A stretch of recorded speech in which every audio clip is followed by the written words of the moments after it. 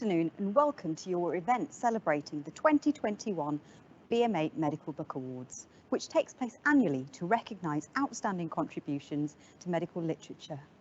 It's so good to be back after we were forced to pause the event in 2020, and we hope that we can see you all again in person soon. My name is Latifa Patel, and I am the acting chair of the British Medical Association's representative body. This afternoon, I will be co-hosting with Dr. Sarah Hallett, Chair of the BMA Junior Doctors Committee. We would like to thank you all for joining us today in this new virtual format, especially to the publishing professionals who do so much good work in producing excellent resources which aid educational and professional development. We at the BMA are so proud to champion and celebrate high quality medical literature and seek to demonstrate its importance to medical education and training. In the words of one of our previous winners, this encouragement can only help to improve national standards and assist all of our readers when searching for high quality content. Books have played such an important role in my life, previously as a medical student and now as a paediatric respiratory junior doctor. Being part of your BMA Medical Book Awards 2021 is such an absolute privilege. As medical students and doctors, we are constantly learning.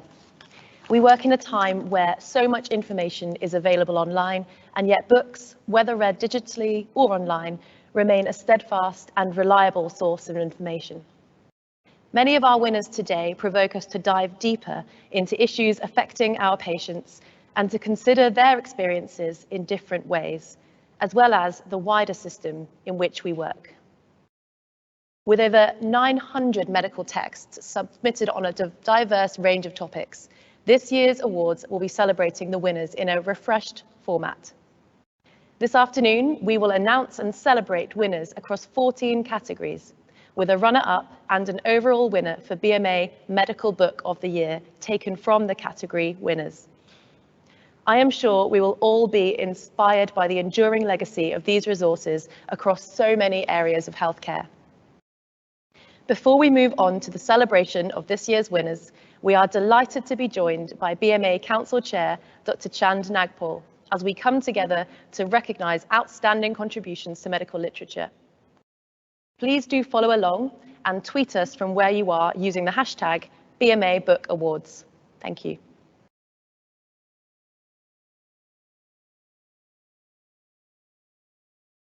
Good afternoon and welcome to the 2021 BMA Medical Book Awards ceremony. My name is Dr. Chand Nagpal and I'm the chair of the British Medical Association's UK Council and senior partner in a GP practice in Stanmore, North London. I'm delighted to welcome you to our annual event celebrating the 2021 BMA Medical Book Awards. I would like to thank all of you for joining us in this new virtual format. We at the BMA are proud to champion high quality medical literature, and these awards are a unique opportunity for us to do this. The BMA has a strong commitment to supporting both scientific research and educational publishing by encouraging the publication of well-produced materials. Medical literature is a broad field. Some texts permit the space for us to reflect on important ethical issues in medicine, others on specific clinical issues and specialties, written both by aspiring young doctors as well as well-known names. As a member of the judging panel, I was taken aback by the extremely high quality of submissions, and we hope that everyone who entered the awards this year takes pride in their contribution to this field. I would like to thank our network of expert reviewers and the awards judging panels for their involvement in this year's awards. In what has been such a challenging year, we are grateful for your involvement and for enabling us to recognise and celebrate outstanding contributions to medical literature. You can read more about the processes of the awards in the programme. With over 900 resources submitted on a diverse range of topics, this year's awards will recognise the winners in a refreshed format. There are 14 categories in which prizes are awarded, with the BMA Medical Book of the Year award chosen from the category winners by a final judging panel. I'm sure we will all be inspired by the enduring legacy of these resources across so many areas of healthcare. To all this year's applicants, congratulations. You should all be immensely proud of your achievements. Please do follow along and tweet us from wherever you are using the hashtag BMA Book Awards. Thank you. Thank you so much, Chand. Next, we are very pleased to welcome a feature interview with Dame Claire Gerarda. Having first trained in psychiatry at the Maudsley Hospital, Dame Claire followed her father's footsteps and became a general practitioner, working in her practice in South London for 30 years. Over this time, alongside her clinical practice, she has held a number of national leadership positions, including in 2010, Chair of the Royal College of General Practitioners, only the second woman in its 55-year history to hold this position. Dame Claire has led the way in developing services for doctors and dentists with mental health problems, establishing and leading NHS practitioner health since 2008. In 2020, she established a service for problem gamblers.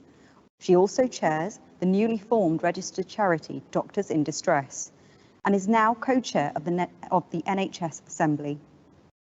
As well as being a GP, Claire is the author of Beneath the White Coat, Doctors, Their Minds and Mental Health, published in October last year. This book offers a balanced and thoughtful review of the current mental health crisis and its impact among medical professionals. It recognises the increasing challenges and stresses in the role, including the influence of the environment in which doctors work. We are delighted to welcome Claire's reflections on writing such a timely book, her journey through medicine, as well as her reflections on balancing being an author with a doctor. Over to you, Claire. So I'm Claire Gerarda. I've written a book called Beneath the White Coat, Doctors, Their Minds and Mental Illness. As I wrote in the preface, I had to write this book. I really had to. I have been the doctor's doctor for the last 14 years. I've been looking after doctors with mental illness, in particular anxiety, depression, but also doctors with substance misuse and bipolar disorder. And I wanted not just to write about my experience, but also to write about my thoughts as to why a profession which outwardly has everything going for it, we have a high status job, we tend to be reasonably well paid, we have high IQ, have good social networks, yet we also have very high rates of mental health problems and in particular high rates of suicide. So I wanted to write about why I thought this was the case, not just from an academic perspective, but also from a personal perspective. I start the book by saying that I am probably the typical doctor who has only one identity, which is that of a doctor. My father was a single-handed GP. I was brought up in Peterborough in the east of England, and our home was his surgery. So patients were there really from my very earliest memory. I used to peer down at the balcony and see these crying babies and women with hats on waiting to see my father. And though his practice moved to the back of the house, patients still invaded my everyday space. My toys were my father's medical paraphernalia, an old-fashioned mercury sphygmomanometer, which I used to play marbles with mercury, a skeleton, which I used to dress with socks and a hat and clothes. So I became an embryonic doctor really from a very young age. Doctors make very bad patients, and I'm certainly not a good example of someone that makes a good patient. I am the archetypal doctor who never admits vulnerability, even to the point that when my foot was broken and I had to have a major operation, I thought, well, that's all right. I'll do it on a Friday. It's a bank holiday on Monday. I can go back to work on a Tuesday. And this is something that then took a year to get better. Why do we make such bad patients? Well, the word stigma comes to mind. There is a deep-rooted stigma amongst ourselves that becoming unwell somehow means that we've crossed a boundary from the all-powerful, the authoritative professional to someone that is on the other side of the consulting room, the patient.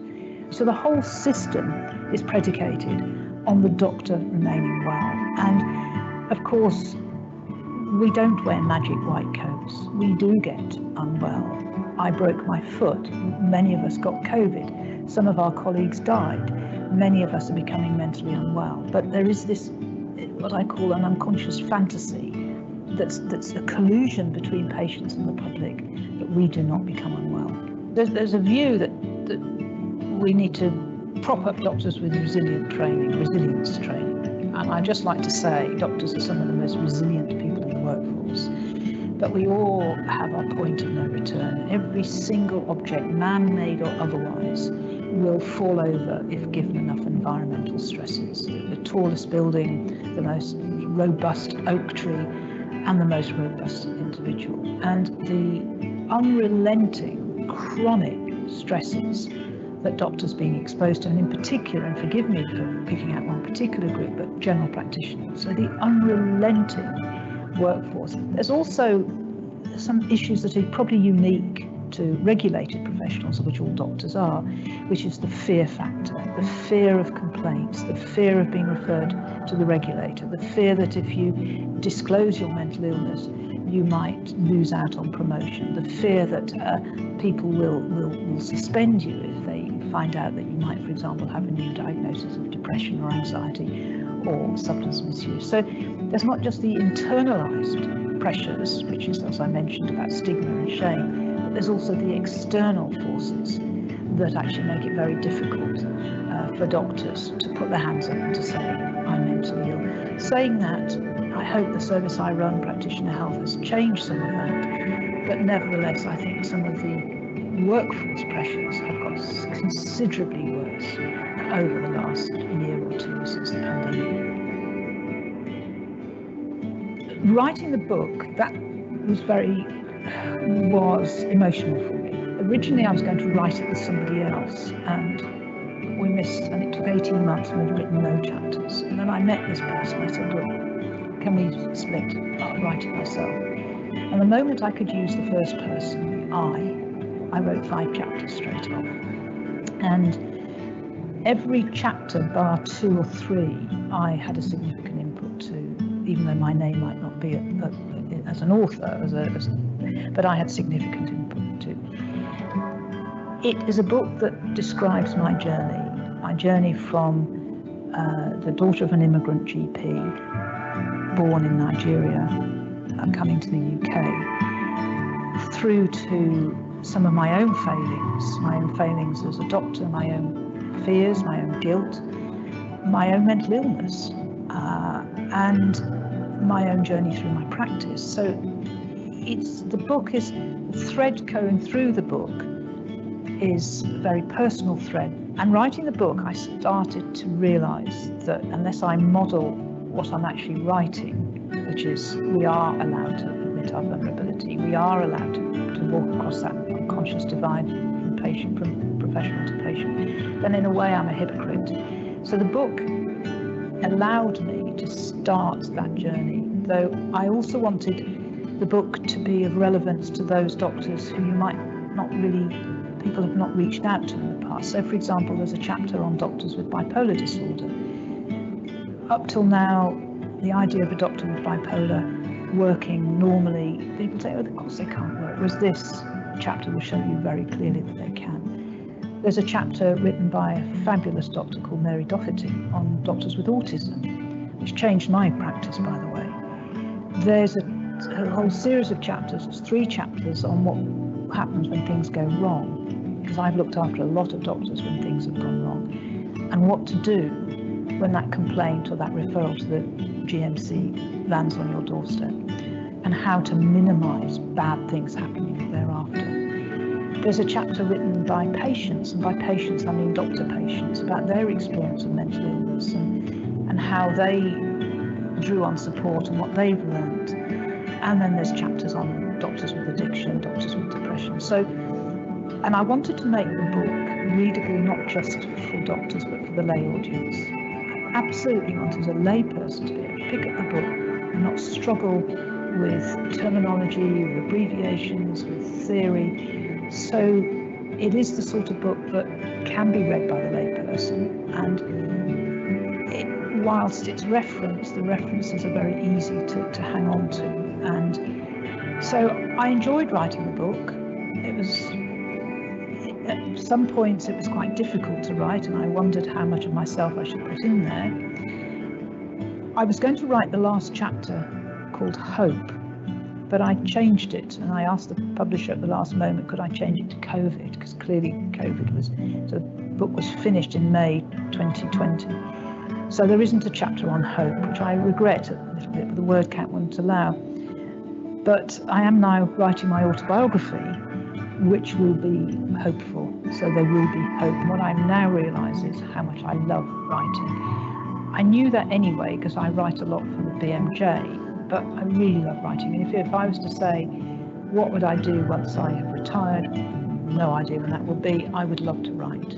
I just love to write. I find it, the way I write, any of you who've done psychiatry or psychotherapy will know, I sort of free associate on the page. And it sounds bizarre, but I just let my fingers do the typing. And they type, and then very shortly you've got some words to put together, and then you come back and you sculpt it into something that's clearly readable.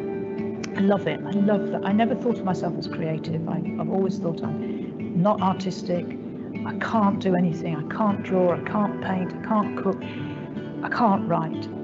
And suddenly I find that I can write, and I love it. I still find it extraordinary of identifying myself now, someone who has had so many leadership roles, with that child of immigrant parents who wasn't even trusted to be a milk monitor.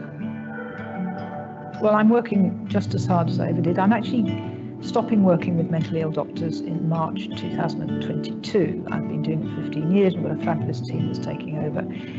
And that's because I'm becoming president of the Royal College of GPs, but I do currently run a gambling service for patients, all sorts of patients with gambling issues, and I'm actually doing a lot more clinical work at my normal general practice, mainly because I feel so desperate for our patients and my wonderful professional GPs who can't deliver at the moment because of this unrealistic workload, that I just feel I need to go back and to do some of the heavy lifting in order to help out. So I'm doing quite a bit of normal general practice in all the spaces that I can, and I love it. I love being a GP. There's something magical, absolutely magical about those brief interventions that you have, where the very essence of you dealing with the patient and the magic that takes place in between helps the patient. And if we can go back to that, then I've done my job well. So that's what I'm doing at the moment. I'm preparing to become president in November, but I'm going to be doing more clinical work, running my gambling service, and hopefully writing.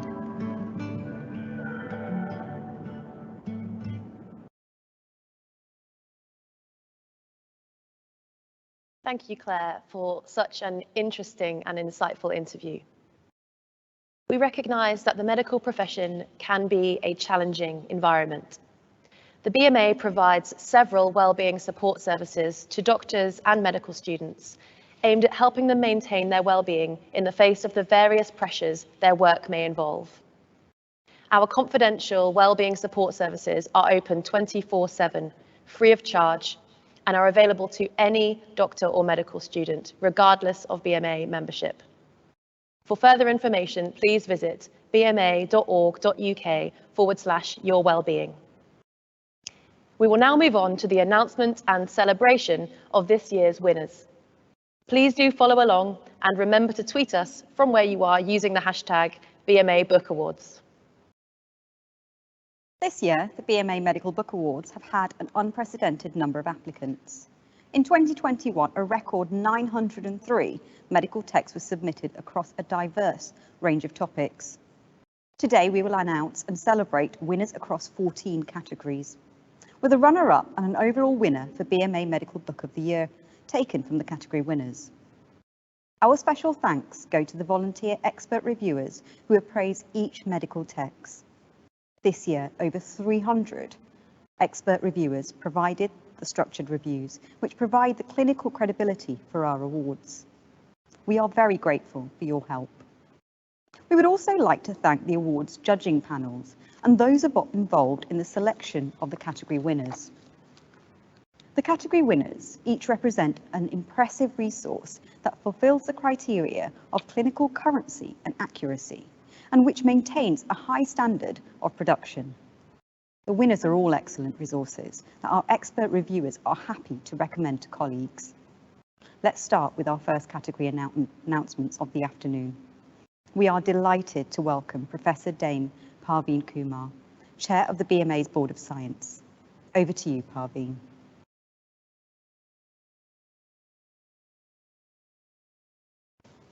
Good afternoon, everyone. I'm delighted to be here at the BMA Book Awards.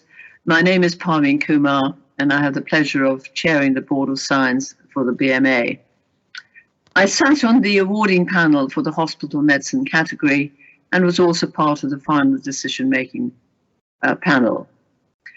I have to say the quality of the books that we received were fantastic, and it was extremely difficult to choose one out of them.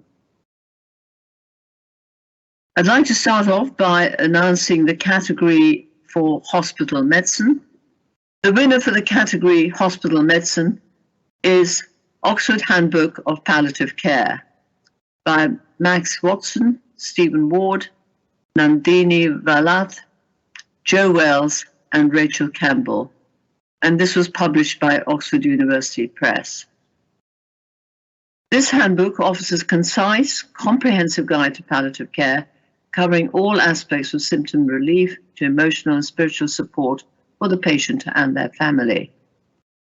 It's written to enable quick access to key information.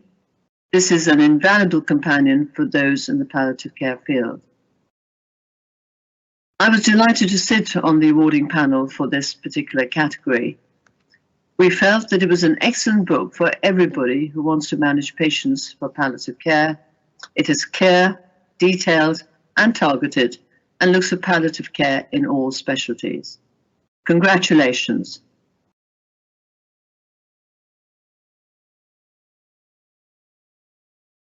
Next, I'd like to announce the winner for the category Pathology. The category winner for Pathology is Geriatric Forensic Medicine and Pathology by Kim A. Collins and Roger W. Bayard. It's published by Cambridge University Press. This text provides an up-to-date guide to all facets of geriatric forensic pathology, with contributions from experts from a variety of disciplines. Chapters cover inflicted, self-inflicted, and accidental trauma, as well as the natural conditions leading to unexpected death. This is an invaluable resource not only for pathologists, but also for medical practitioners dealing with geriatric cases. The awarding panel commented that this book is an innovation and one which is very much needed at this time. They commented, this text will have a positive impact on pathology practice and will be of great interest to medical examiners and those involved in medical legal practice. Congratulations. Now let's hear some more about this from the text, from the authors themselves. Hello, my name is Roger Bayard. I'm the Professor of Pathology at the University of Adelaide. I'm also a Senior Forensic Pathologist at Forensic Science SA. My background is in medicine. I trained in medicine in Tasmania, it's a southern state of Australia. And then I did 5 years of clinical medicine that included flying doctor work and qualifying in general practice. After that, I moved into hospital pathology and then pediatric pathology, and finally into forensic pathology, which is a very fascinating field. Oddly, my best subject at school was history, and I think that's part of the reason why I like to write, because I think I learn material by writing. I also learn material by reading other people's narrative. This book is fascinating, I think, because it is the only book that I know dedicated to geriatric forensic medicine and pathology, which is extraordinary when you think of the increasing age of populations in so many countries. The target audience for the book is very broad. The chapters range from organic diseases, the pathophysiology of aging, what happens as people get older, what happens to organs when they get older, parameters such as radiology, anthropology of aging. It really is a one-stop shop. I must say that it is a great honour to receive this award. Both myself and my co-editor, Dr. Kim Collins, are delighted. And I think it's particularly so nowadays when publishing is becoming so difficult. We're being attacked on all fronts by predatory journals, by internet misinformation. And I think that the British Medical Association, by providing awards to identify and promote excellence in writing, is doing a great service to academia. So I'd like to thank the association. I'd also like to thank Cambridge University Press, and hopefully you'll get a lot of benefit out of reading this textbook.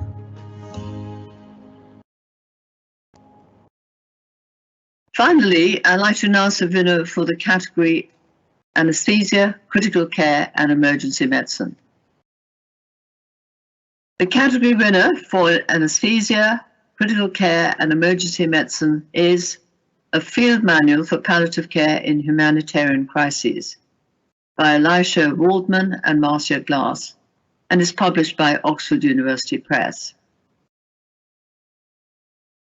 This is the first book of its kind to provide guidance for clinicians not formally trained in palliative care and how to incorporate its principles into the work in a crisis situation. This text defines the need for people affected by natural hazards, political or ethnic conflict, epidemics, and other humanitarian crises, and teaches readers to incorporate palliative care principles into their work. The awarding panel commented that A Field Manual for Palliative Care in Humanitarian Crisis will not only help the patients on the receiving end of that care, but doctors providing it too. The panel added, it is an empowering book that needs to be in the luggage of any doctor attending a humanitarian crisis. Congratulations. And finally, to all of this year's winners, congratulations from all of us. Next, I'd like to hand back to our co-host of the BMA House for the next category announcements. Thank you very much. Thank you, Parveen.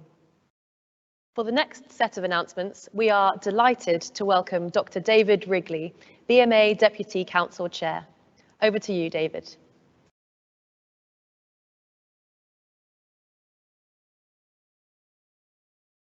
Thanks very much for that, and it's such a privilege to be involved in the BMA Book Awards. It really does showcase the very best in medical literature, and obviously this year it's a virtual process, and that's the same for us as the judges, but hopefully next year it might be a bit different. So I'm David Wrigley, as you heard, and I'm a GP in North Lancashire, and I'm also Deputy Chair of BMA Council, working very closely with the other chief officers, and it's a privilege to be here today. Firstly, I want to announce the winner of the category for primary care. Congratulations go to Musculoskeletal Injections and Alternative Options by Manish Bhatia, published by CRC Press. Well done indeed. This book is an accessible guide, and it helps doctors from various disciplines, including orthopaedics, sports medicine, rheumatology, radiology and general practice, as well as allied healthcare professionals, to understand the indications and local anatomy to safely perform injections with complication avoidance. Sitting on the awarding panel, we chose this book, citing that it was ideal for both the non-specialist seeking an introduction to the subject and the more experienced practitioner. As a GP myself who does injections, I thought the book was excellent. The graphics, pictures and the explanations really did help the reader to understand about the injection. So congratulations indeed to the authors, and all the best to you.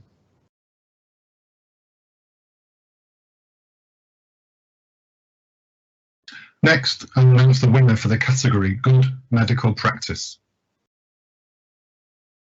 Congratulations go to Beneath the White Coat, Doctors, Their Minds and Mental Health by Claire Gerarda and published by CRC Press, Taylor and Francois Group. Well done indeed. This book offers a review of the current mental health crisis and its impact upon and among medical professionals. It offers a unique insight into specific areas of mental illness, for example, autism, addiction, and bipolar illness, as well as chapters on how to deal with complaints or referrals to your regulator. It also examines some of the key emotional drivers for this unhappiness amongst doctors at work: shame, stigma, suffering and sacrifice, and offers practical steps to emotional and physical recovery. The awarding panel commented, "Perhaps there has never been a more important time for a reflection on doctors' mental health and well-being than the present." And they also said the book appeals to people on a personal level as well as on a professional level. And I know Claire has done a huge amount of work in this field, and the BMA has been working very hard in supporting doctors, students and their families through the COVID pandemic. So this book is really important, and well done to everyone involved.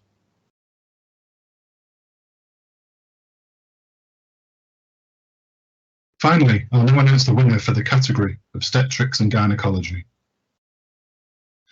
Congratulations go to How to Perform Operative Procedures in Obstetrics and Gynecology by Wei Young, Abha Goving and Wasim Lodi, and published by Wiley. Congratulations to you all. This book thoroughly describes many key index operations in the Royal College of Obstetrics and Gynecology training syllabus. It offers an innovative, media-rich approach to the subject, and the book provides clear, easy-to-follow guidance on procedures, including assisted vaginal delivery, caesarean section, abdominal hysterectomy, diagnostic and operative laparoscopy, cone biopsy, rigid cystoscopy, and many, many others. The awarding panel described the book as important and timely, as trainees had missed access to surgery during COVID-19. They considered the book to help to bridge the gap, and it's certainly been a very difficult time for all our trainees during the COVID period with their training put on hold, so this book really is coming at the right time. Well done to you all. So finally, to all of this year's winners, congratulations, a superb achievement. And now I'll hand back to Dr. Sarah Hallett at BMA House for the next category announcements. Thank you, David. Next, I will announce the winner for the category Paediatrics and Child Health.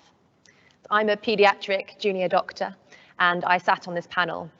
And this again was an extraordinarily difficult decision with some really innovative books submitted. So the winner for the category Paediatrics and Child Health is Helping Your Child with a Physical Health Condition, a Self-Help Guide for Parents by Mandy Bryan and Penny Titman, and published by Little Brown Book Group, Robinson Imprint. This book is aimed at parents whose child has received a difficult medical diagnosis. It helps with emotional support for managing difference and dealing with difficult behaviour, practical suggestions for easing hospital anxiety or navigating feeding problems, advice on what to say and when to your child about their illness, how to ensure you don't neglect yourself or the rest of your family. Sitting on the awarding panel, we selected this as the winning text as it's a unique resource which provides families with a clear guide at an incredibly challenging time. And we said the book would be useful to anyone at any stage of their career and to an international audience. And we were really struck that it gives doctors a very helpful insight into what our patients and their families might be experiencing during these difficult times. Many congratulations. Next, I will announce the winner for the category Public Health. I am delighted to announce that the category winner is Health Equity in a Globalizing Era, Past Challenges, Future Prospects by Ronald Labonte and Arne Ruckert, and published by Oxford University Press. The awarding panel commented, "This important text helps us to understand what action as a species we need to take to value everyone's health equally in order to create health for all. This book informs clinicians about how their patients' health is affected by the economic environment they live in, and economists and politicians about how their decisions can create or remove barriers to good health. To all of this year's winners, many congratulations. Ahead of the next winners' announcements, we will take a short 10-minute break. I would encourage all of you to find out more about this year's awards by visiting the digital ceremony programme. Please do follow along and tweet us from where you are using the hashtag BMA Book Awards.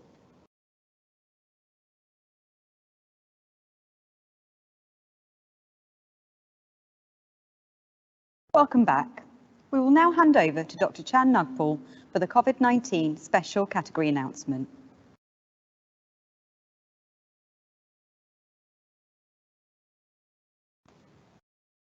As Chair of BMA Council, I'm honoured to announce the winner of the 2021 COVID-19 special category. We felt it was so important to commemorate and mark the pandemic and the emerging literature on this topic. But I'd like first to reflect on the extraordinary situation we found ourselves in over the last 18 months.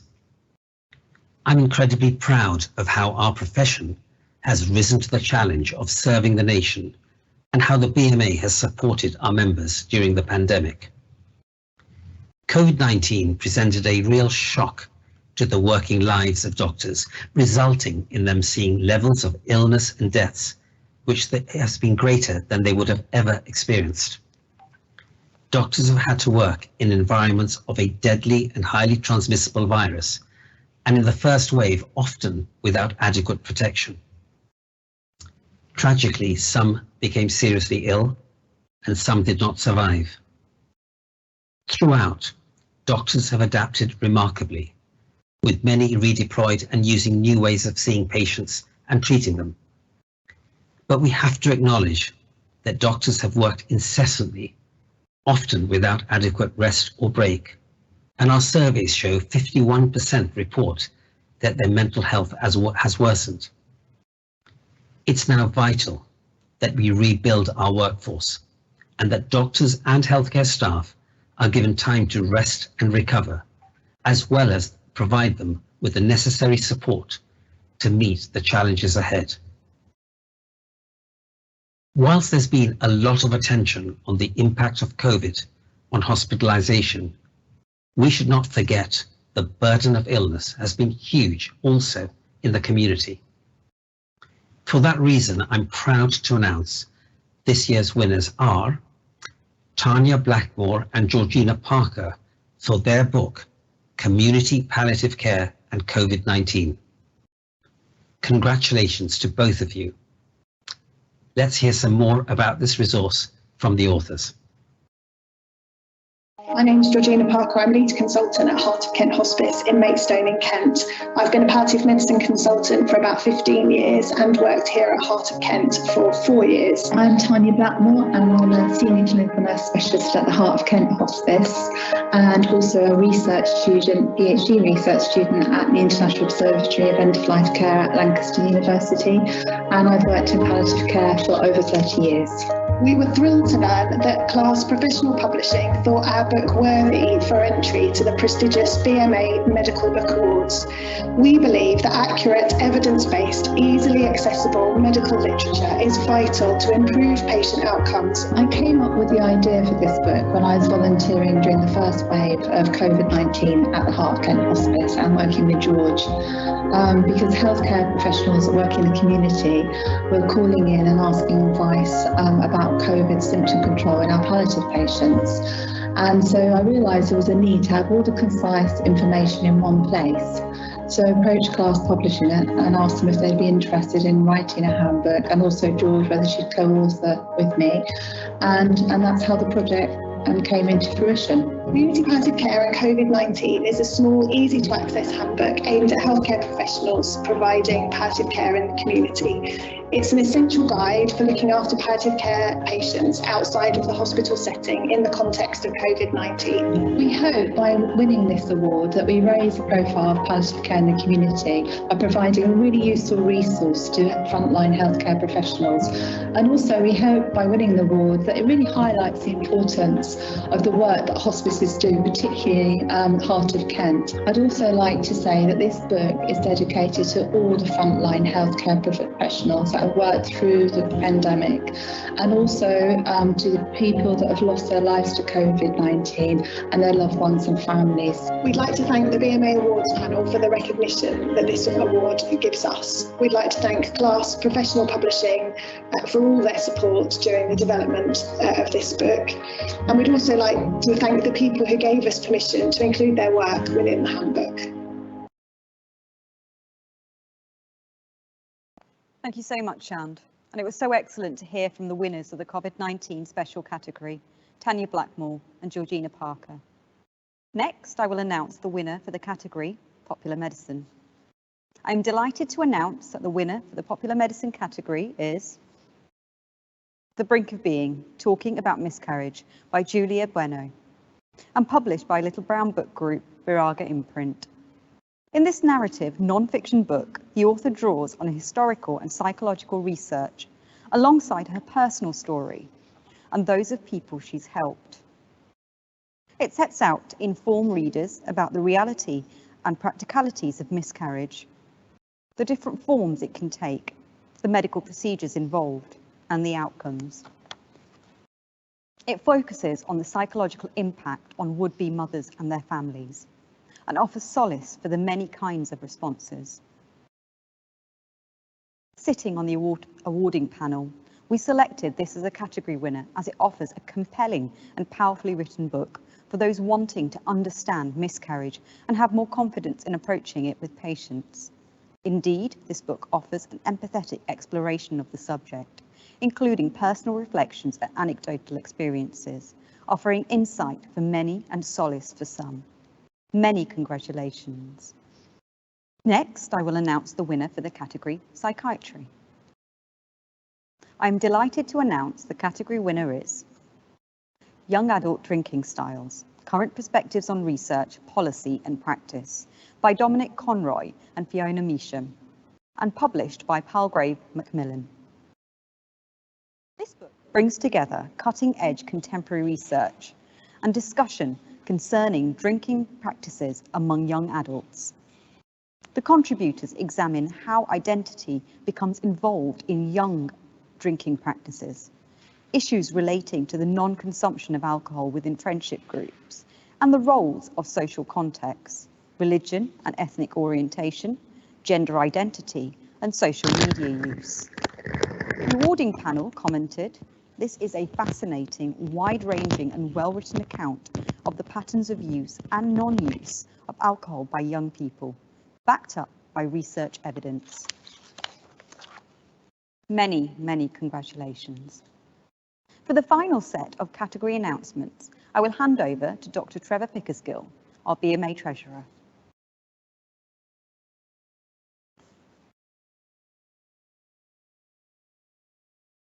Great. Well, thank you for that, Latifa, and good afternoon, everybody. It's really good to be part of this awards ceremony, having been part of the process for the last few years, actually. Before I became BMA Treasurer and was involved in the final judging panel over the last 2 or 3 years, I was involved in shortlisting panels in neuroscience and some other specialties, and it's just so humbling to be part of this, seeing all these amazing publications, books, knowledge, science being promulgated. It really is humbling. And having 900 books for these awards this year was just amazing. And there's an amazing amount of work goes on, particularly from our individual reviewers who look at every book in detail. It's just a massive amount of work, and it's just great to be part of it. Firstly, I will announce the winner for the category basic and clinical sciences and research. Congratulations go to Weir and Abraham's Imaging Atlas of Human Anatomy by Jonathan Spratt, Loni Salkowski, Marios Lukas, Tom Tomasi, Jamie Weir and Peter Abrahams, published by Elsevier Limited. This book builds on the success of previous editions, offering a foundation for understanding applied human anatomy. It offers a complete view of the structures and relationships in the human body using the very latest imaging techniques. The awarding panel commended this book as a key resource and one of the main go-to texts for radiological anatomy. It's beneficial to students right through to consultants, but for anyone learning for the first time or wanting to refresh their knowledge of anatomy. And the additional multimedia resources available were particularly commended. So congratulations to all involved.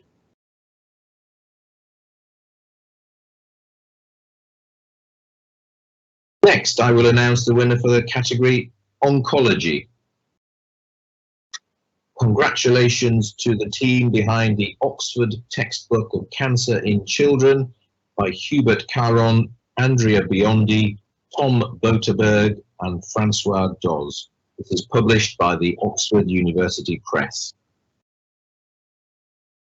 The Oxford Textbook of Cancer in Children clearly and concisely covers the etiology, symptoms, treatments, complications and outcomes of cancer in children, providing an up-to-date clinical guide for the optimal management of these patients.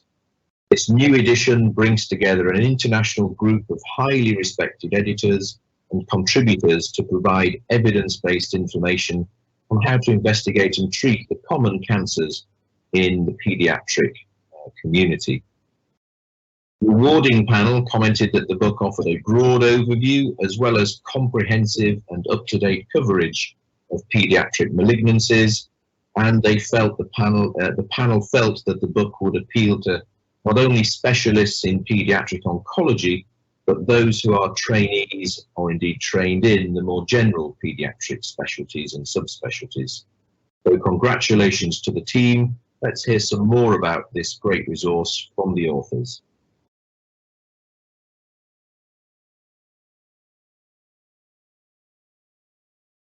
Why a medical book in pediatric oncology?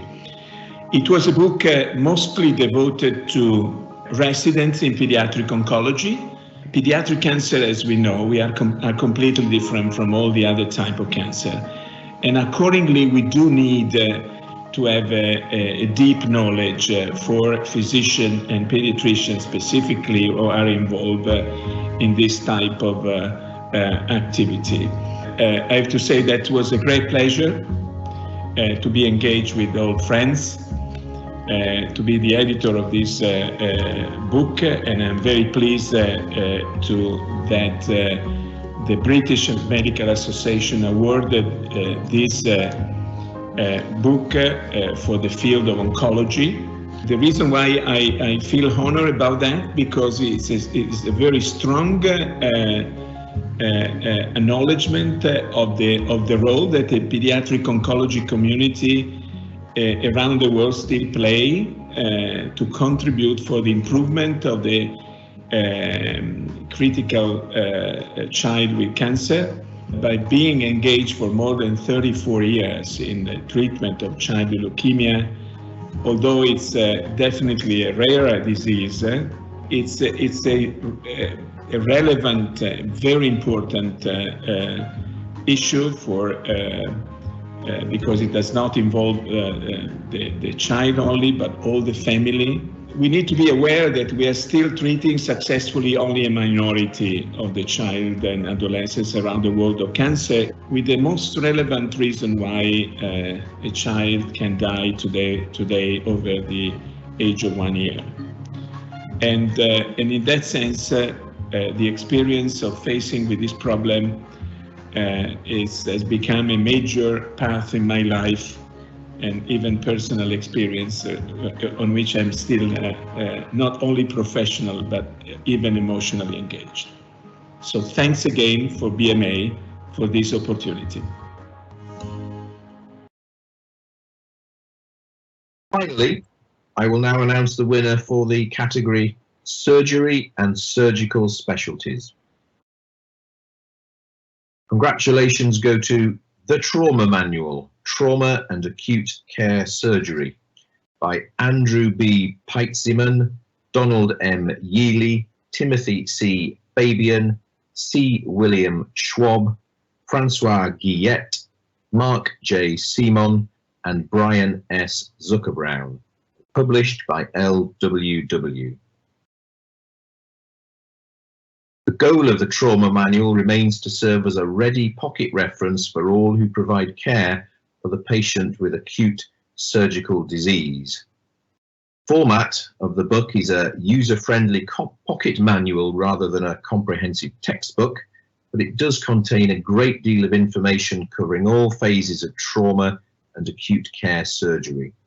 The awarding panel commented that covering all areas of trauma, critical care and emergency surgery, this interdisciplinary and user-friendly manual is one that everyone on the trauma and acute care team will want to keep close at hand for daily use. So congratulations for that fine award. Finally, to all of this year's winners, many congratulations. As I said earlier, it's been very humbling. And next, I will hand back to your co-hosts back at BMA House, who will announce the BMA Medical Book of the Year 2021.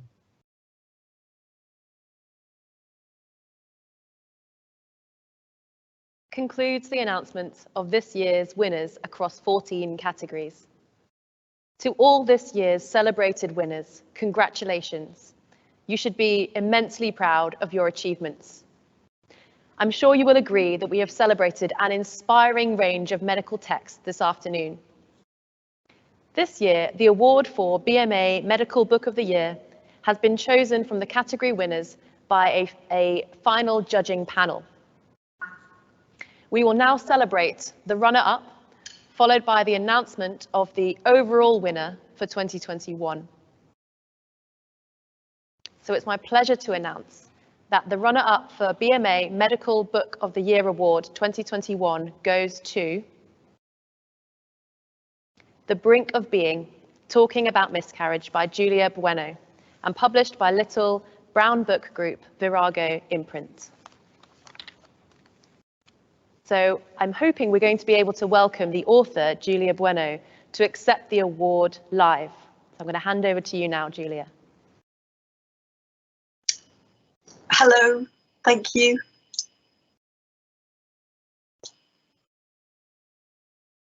Hello, can I be seen and heard? We can see and we can hear you. Congratulations. Congratulations. Thank you. Thank you so much. It's such an honour to get this award, but I'll just grab the opportunity to also thank my agent, Carrie Plitt, my editor, Sarah Sabbett at Virago in London, and also Lindsay Schwery at Penguin USA, New York. These three American women had faith in a debut author writing about a really tricky subject. And I reckon back in 2016, when I signed my contracts, it was more difficult to sell than perhaps it would be today. I wrote The Brink of Being largely because I was angry.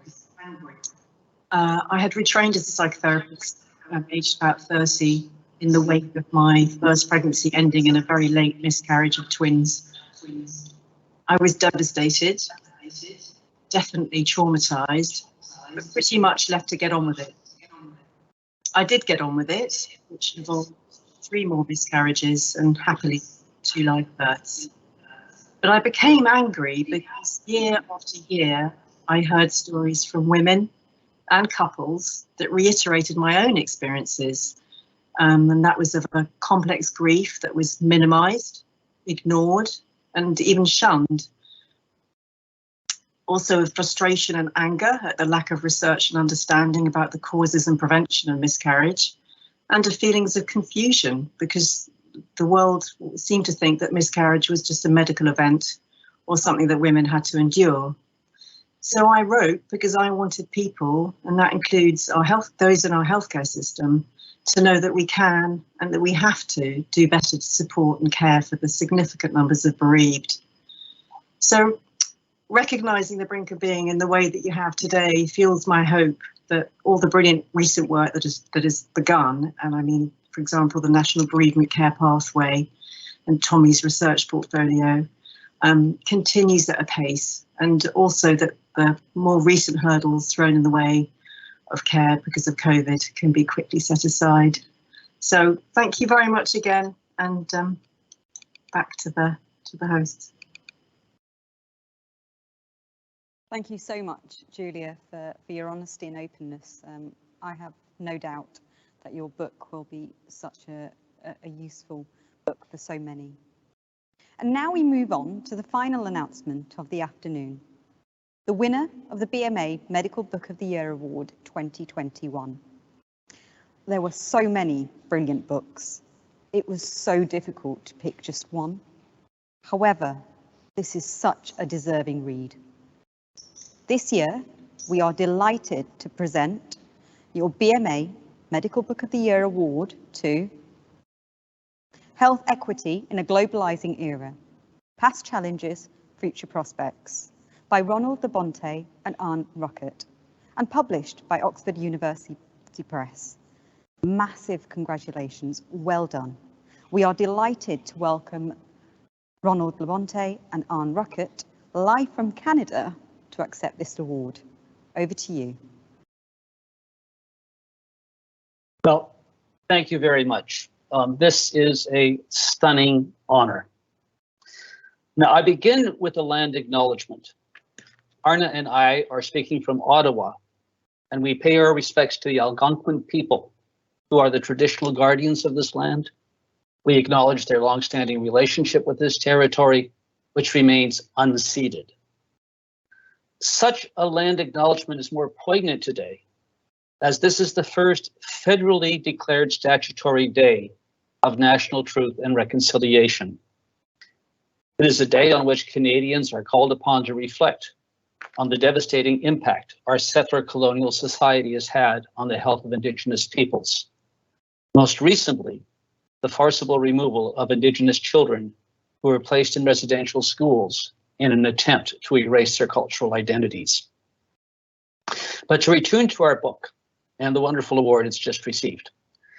In the 1990s, I did a lot of consulting work in the UK, and I picked up a new word that I think captures Arna's and my reaction when first learning of the award: gobsmacked.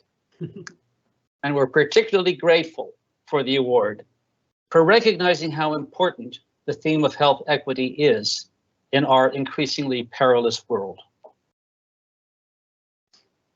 We wrote our book as a compilation of our work and that of many others, interrogating how the structural forces of globalization were creating new health equity challenges. We wanted to draw critical attention to the underlying political economy drivers of what we summarized in our final chapter as the 3 existential health equity issues facing humanity today: inequalities in wealth, income, and material resources greater than at almost any other time in human history, environmental crises extending beyond irreversible climate change, the results of a capitalism predicated on an upward spiral of unsustainable consumption, and the continued mass movement of people fleeing impoverished and insecure livelihoods, made worse due to conflict, drought, and unlivable temperature extremes. We began writing our book at the dawn of a Trump presidency and completed it just months before COVID-19 announced its rapidly globalizing presence. 2 rather striking global events. It's become almost trite to reference how the pandemic has shone a spotlight on the extent to which the economic self-interests and political influence of the 0.01% has cascaded downwards, disproportionately damaging the health and well-being of many of the rest of us. Expressing moral outrage with our current parlous situation is no longer regarded as histrionic excess. We would be intellectually dishonest to claim that the short-term outlook is for a fairer and more eco-just world. But we would be ethically dishonest if we did not admit to a paradoxical optimism. As media and policy space starts to expand beyond our 2 years of pandemic saturated attention, there are more and much more vocal discussions of what a post-pandemic future must look like. There's good reason to expect that the rapid retreat from the rediscovered Keynesianism to an austere business as usual in the aftermath of the global financial crisis will not repeat now, as the world emerges from the worst of the pandemic. One can now argue the urgent need to transform capitalism without being easily dismissed as the usual whining of the left. There are alternative policy playbooks popping up everywhere, from advocates for stakeholder capitalism, in which governments sit firmly in a mission economy driver's seat, to serious consideration of a planned degrowth in the environmental resources humans consume. But for this to happen, the over-consuming rich world must go on a major diet, allowing room for an under-consuming poor world to increase their resource share to a level needed for an ethical life expectancy. Now, much of the evidence for these transformative alternatives is laid out in our book. And we include in the book some of the voices of those political and civil society forces that align with the progressive fiscal, taxation, environmental, legal, and economic policy choices to which governments and their intergovernmental global governance forums must now pay close heed. There's no guarantee that efforts to build back fairer, as Sir Michael Marmot puts it, that these will succeed. There is only a guarantee that without such efforts, it will fail. So again, thank you for the award, which we accept in recognition of the continuing hard work of progressive activists everywhere, be they grassroots organizers, ivory-towered academics, or bold parliamentarians. But now it's back to our Build Back Fairer and our eco-just efforts. And finally, we would like to thank Oxford University Press for bestowing the award, for entering the book into the award, and then BMA for awarding it to us. Thank you very much and goodbye. Okay, thank you. Bye-bye. Thank you, Ronald and Arne. That was thought-provoking and so eloquent. What an excellent note to close this year's BMA Medical Book Awards ceremony. In what has been such a challenging year, we would again like to thank you for your involvement and for enabling us to recognise and celebrate such an excellent and inspiring range of medical texts. Our thanks go to the publishing professionals who have supported this year's awards. We would particularly like to thank our volunteer expert reviewers who appraise each medical text, and to the awards judging panels. We are very grateful for your help. I am so sorry there are so many of you to name, but thank you so much. Last but not least, our grateful thanks to the BMA corporate and member development and conference and AV teams for their immense hard work in organising this celebration. Nikki, Mary, Kimberly, Claire, Jane, Chris and Stephen, you've all been brilliant. Thank you so much. From myself and Sarah, thank you for watching. I have found tonight, this evening, so moving. I hope you have too. To close the ceremony, we will now hear from the Lewisham and Greenwich NHS Choir. Thank you.